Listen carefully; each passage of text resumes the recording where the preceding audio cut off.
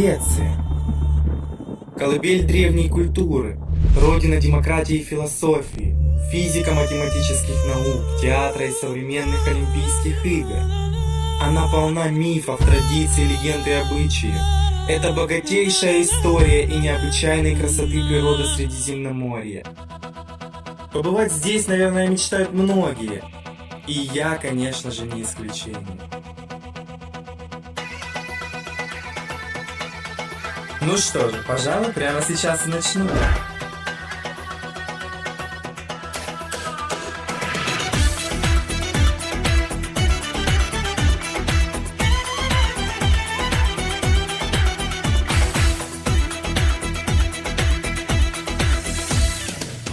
Афины.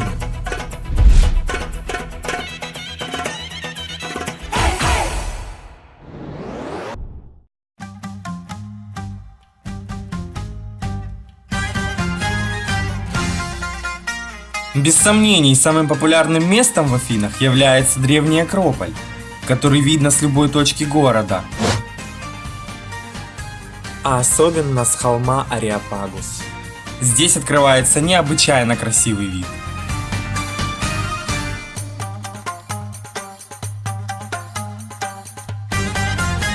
Акрополь являлся защитой, центром правления царствующих особ и комплексом храмов древним богам Греции.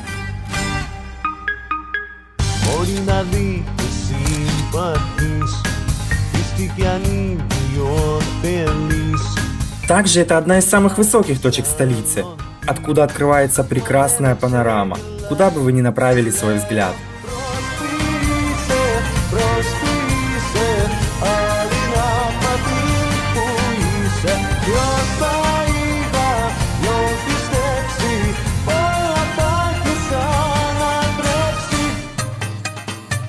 В самом центре Акрополя находится царский дворец, который постоянно под реконструкцией, но если найти определенную точку обзора, то никакие экраны не помешают рассмотреть его и сделать парочку удачных фоток.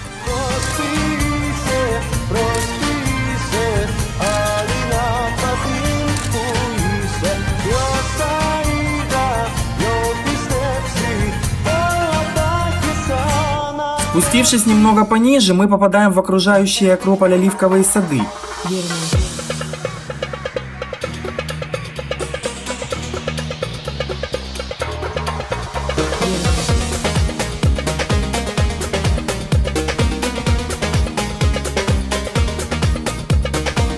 Конечно же, кроме оливок здесь встречаются и другие виды растительности, например, такие как хвойные или акации.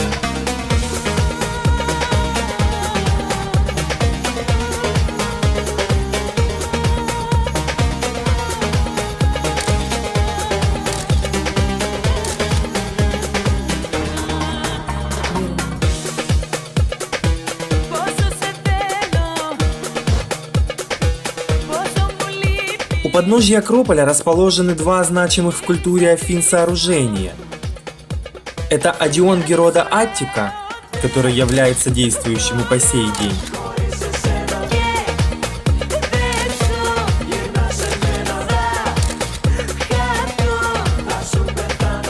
и театр Диониса, на площадке которого в древности зарождались первые драматические представления. Интересным фактом является то, что большая часть храмов и сооружений Акрополя построены из чистого мрамора. Вопрос, откуда они его столько брали?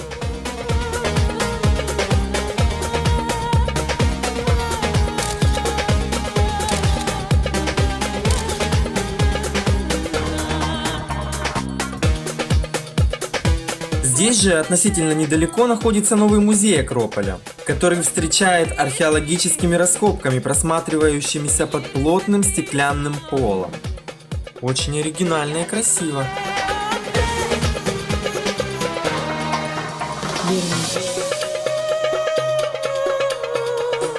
А теперь я кину копеечку, чтобы снова сюда вернуться.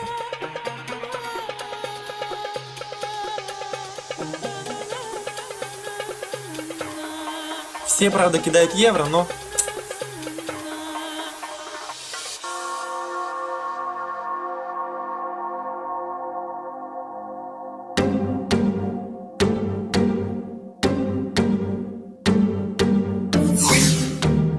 А вот один из самых величайших храмов в Греции – храм Зевса Олимпийского. Сейчас мы его позовем. Зевс! Выходи!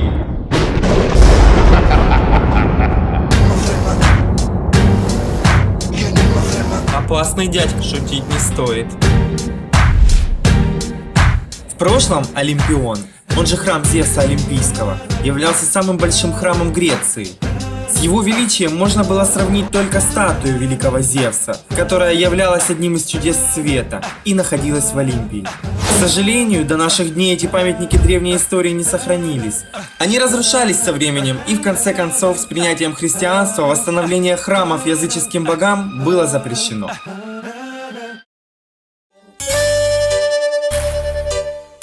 А вот одна из красивейших достопримечательностей Греции – Панатинаикос. Этот уникальный стадион единственный в мире, построенный из белого мрамора. В 1896 году на нем были проведены первые в современной истории Олимпийские игры.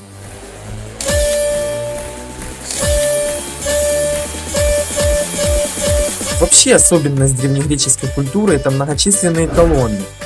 Они встречаются везде и также стали популярными в архитектуре по всему миру.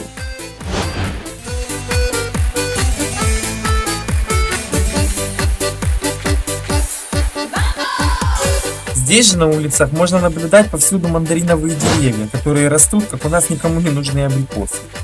В садах иногда пролетают попугаи. Растет куча неизвестных плодов, похожих на фундук.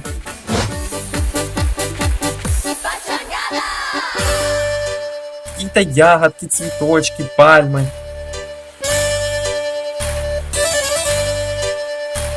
Что-то очень похожее на какао-бобы, но это, конечно же, не они.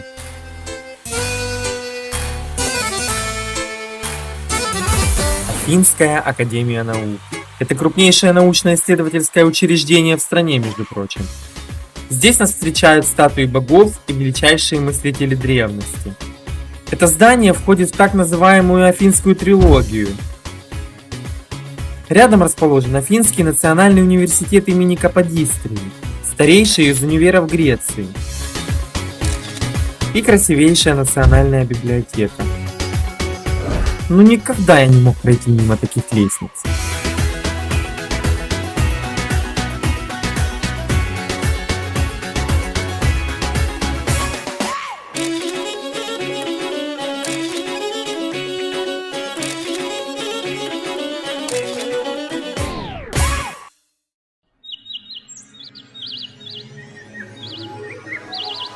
Вернусь к Акрополю, а точнее к территории вокруг него. Среди садов здесь можно прогуляться по развалинам древней Агоры и зайти в музей, в котором собраны классные находки со времен древних жителей этой местности. Кстати, как видите, Афродита не отличалась особой стройностью. Хорошей богини должно быть много. В общем, здесь куча всяких кувшинов, горшочков, орудий труда, посуды.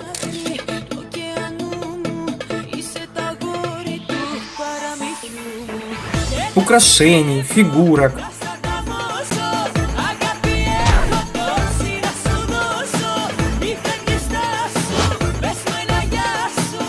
Бюстиков. И даже древний горшок.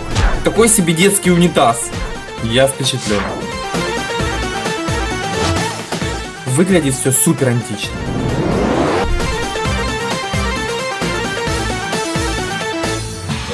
Здесь повсюду столько котов, они везде. Живут где им нравится, хоть это руины, хоть берег моря. Прикольно.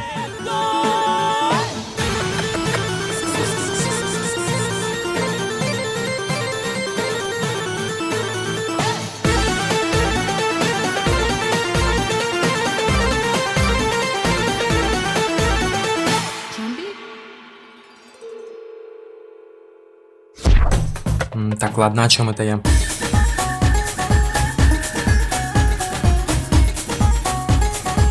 Пробежавшись по древней Агоре, я наконец-то добрался к храму, за которым наблюдал с Акрополя.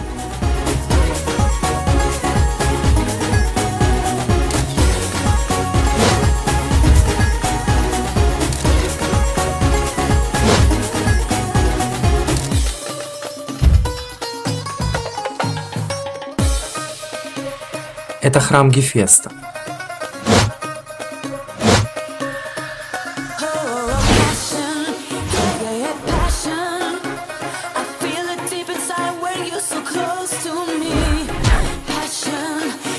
Он очень хорошо сохранился и только относительно недавно был закрыт. То есть посмотреть на него вблизи можно теперь только снаружи. Жаль. Здесь постоянно столько людей, как и по всей территории Акрополя. Что-то мне это напоминает.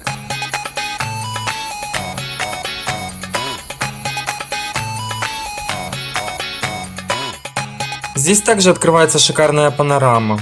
Прям уходить не хотелось.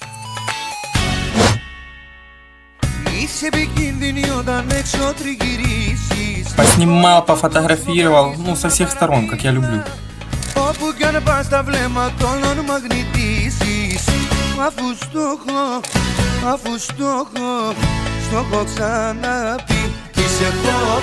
Теперь перемещусь немного к побережью Афин. Это пригород Пиреус, или Пирей, так как окончание в греческом языке обычно не произносится.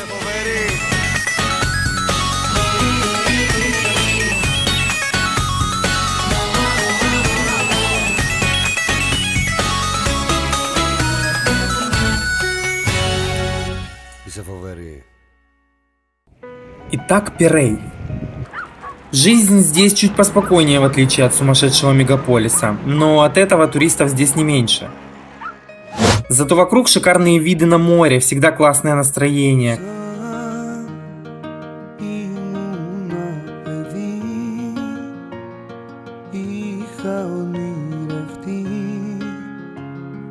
Красивая флора и, конечно же, вкусная кухня с европейскими ценами, но огромными порциями. Κόσμο να κοιτώ απ' τον ουρανό και τα λάθη του να αλλάξω.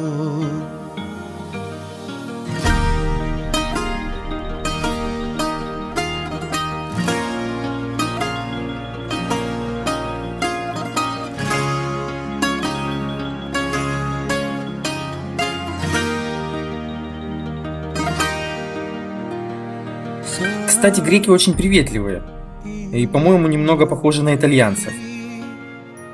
Не зря, наверное, на протяжении тысячелетий смешивались греческая и римская культуры.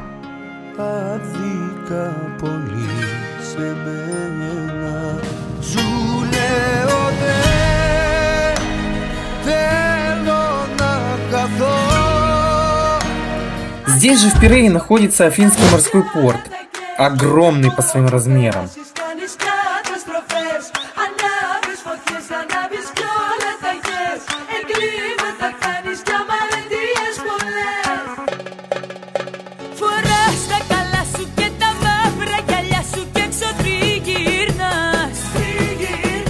Можно понаблюдать, как отправляются или прибывают круизные и грузовые пароходы со всего мира. Если времени валом и его некуда девать.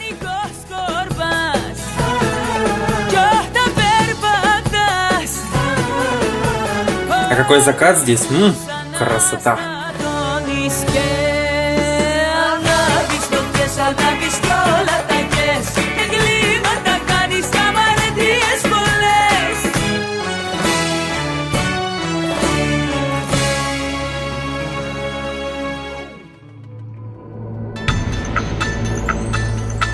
Пробежавшись по городу, можно увидеть много интересного, не совсем обычного для нашей культуры и климата.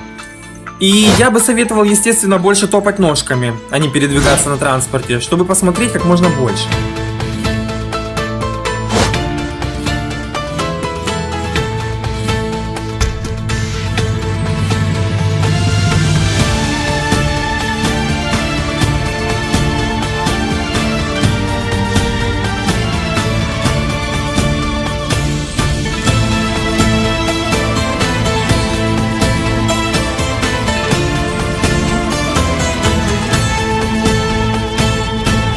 Интересно, что это за здание на берегу? Столько заборов с колючей проволокой. Какой-то миллионерчик живет, что ли?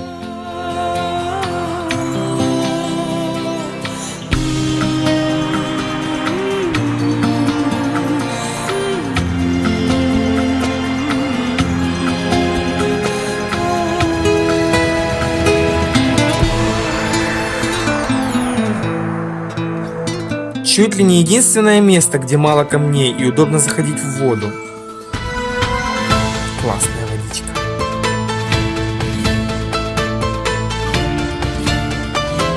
О, там выход в море из Афинского порта.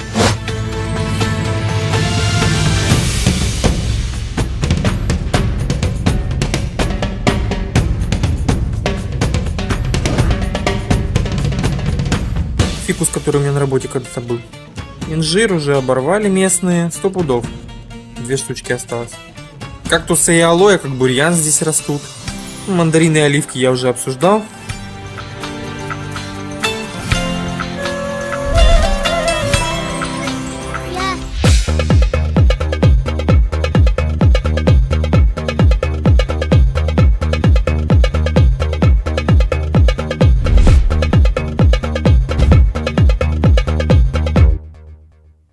В общем, здесь гулять не перегулять, смотреть не пересмотреть.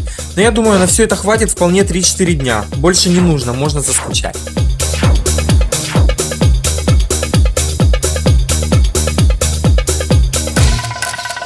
Верно.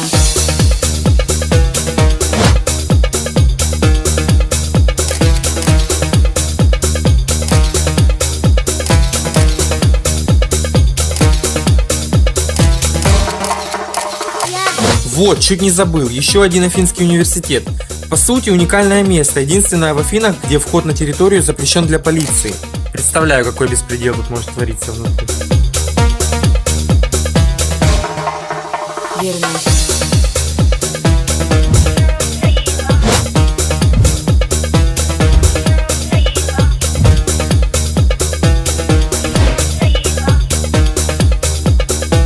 Ну, а остальное все я уже показывал. Хотя вот еще нестандартные сувенирчики и куча моих фотографий.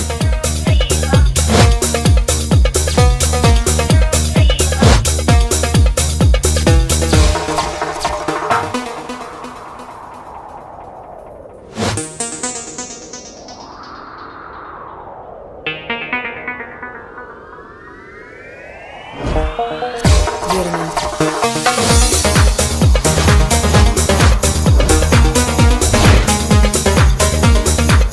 На самом деле это круто посмотреть все эти древности и греческую культуру в целом. Но по-настоящему отдыхать я все же полечу в другое место. Юху! Вперед на Родос!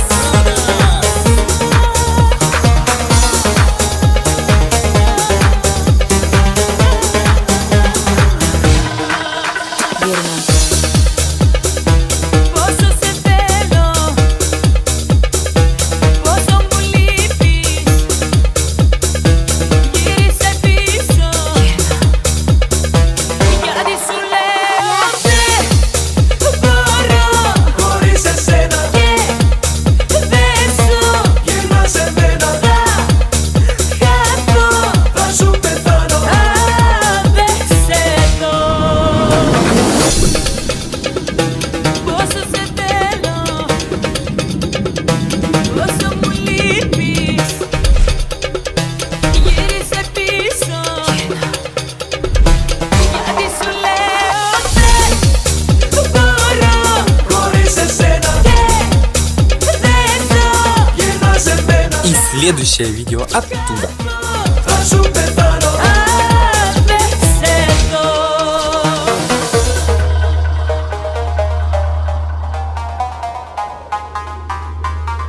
Малой всегда кричит: дядя, нет, дядя, там, что это? Я, правда, не знаю, на каком языке он кричал. Мне показалось, что на моем. И у меня морда, наверное, расплывчатая, размытая там на весь этот, да, еще отпечаток пальца в кадре, блин.